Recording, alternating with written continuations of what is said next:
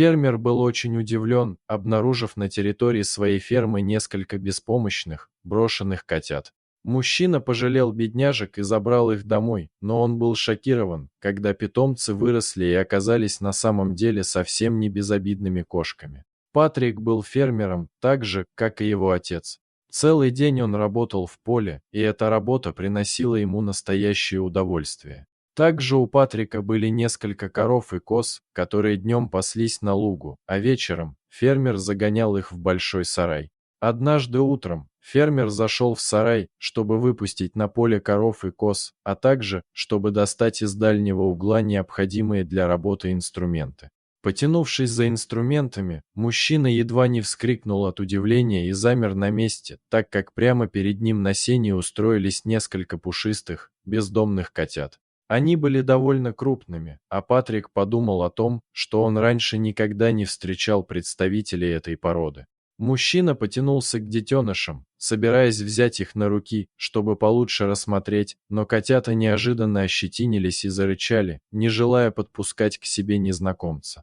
Патрик осмотрелся вокруг, но матери кошки нигде не было видно, а значит, вряд ли она привела сюда котят. Также маловероятно, что их подбросил кто-то из соседей, так как ферма Патрика находилась на значительном расстоянии от других строений. В общем, появление пушистых комочков в сарае пока было настоящей загадкой. Но ответ на этот вопрос можно было узнать позже, гораздо важнее было решить, что сейчас делать с брошенными питомцами. Сначала Патрик принес в сарай несколько маленьких кусочков мяса и бросил их котятам. Однако животные только с интересом понюхали предложенное угощение, но отказались его есть. Похоже, что котята все еще не могли пережевывать твердую пищу, несмотря на их внушительные размеры. Патрик понял, что без его помощи животные пропадут, так что нужно было срочно что-то делать. Фермер надел толстые перчатки и аккуратно сложил недовольных котят в большую корзину, после чего закрыл ее крышкой.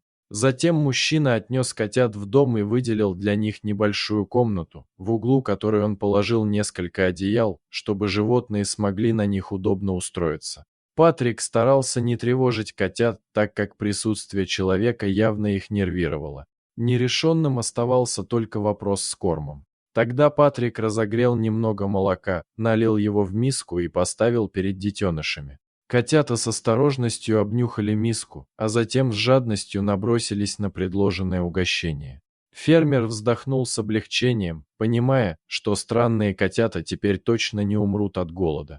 Так прошло несколько дней, котята быстро привыкли к своему новому жилищу и начали там играть, проявляя свой озорной и игривый характер. Патрик несколько раз в день заходил в комнату к детенышам, чтобы принести им очередную порцию молока и прибрать за ними беспорядок. Через пару недель котята перестали бояться человека и начали подпускать его к себе гораздо ближе. Однако Патрик прекрасно видел, что это не обычные домашние питомцы, а похоже какая-то очень редкая порода или гибрид животных. Вскоре котята начали есть мясо, поэтому фермер стал все чаще добавлять его в рацион животных. Патрик даже оставлял дверь в дом приоткрытой, позволяя котятам выбегать наружу.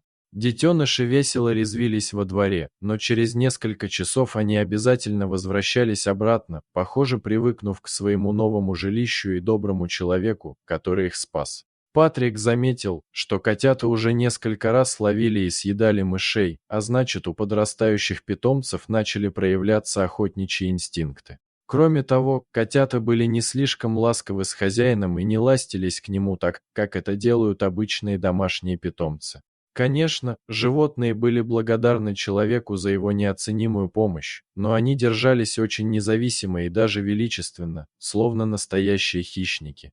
При этом все котята были очень энергичными и невероятно очаровательными, поэтому Патрик подолгу с удовольствием наблюдал за их играми во дворе или охотой за грызунами. Со временем мех у котят стал очень густой и плотный. Несмотря на довольно необычное для домашних кошек поведение, Патрик привык к своим новым удивительным питомцам и дал им обычные кошачьи клички, на которые они со временем стали откликаться.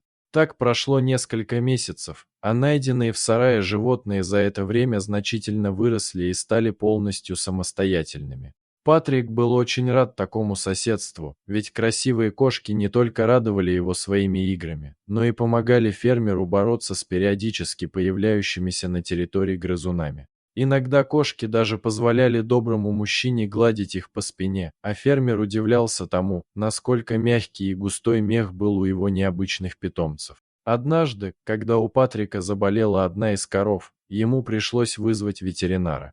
Осмотрев заболевшую корову и назначив ей необходимые процедуры и лекарства, ветеринар обратил внимание на необычных котов, играющих между собой рядом с домом фермера. Ветеринар подошел поближе, чтобы рассмотреть питомцев, но это не понравилось животным, которые, испугавшись незнакомца, как обычно спрятались между камнями. Тем не менее ветеринар успел разглядеть кошек и с удивлением спросил у Патрика, откуда у него эти животные. Фермер объяснил, что несколько месяцев назад он нашел их в сарае и выкормил, а ветеринар расплылся в широкой улыбке и шокировал Патрика неожиданной новостью.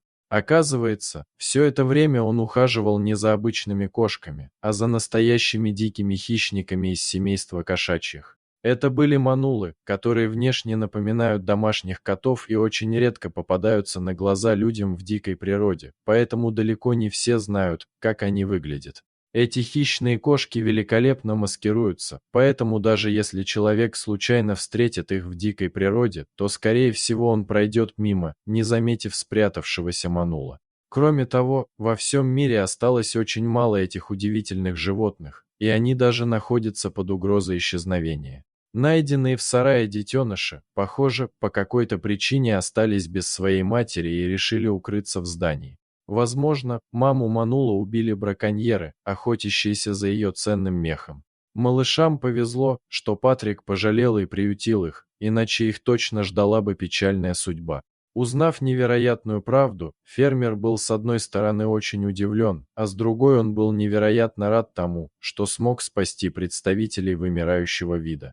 Патрик и ветеринар сразу же связались с представителями природоохранной организации и сообщили о своей необычной находке.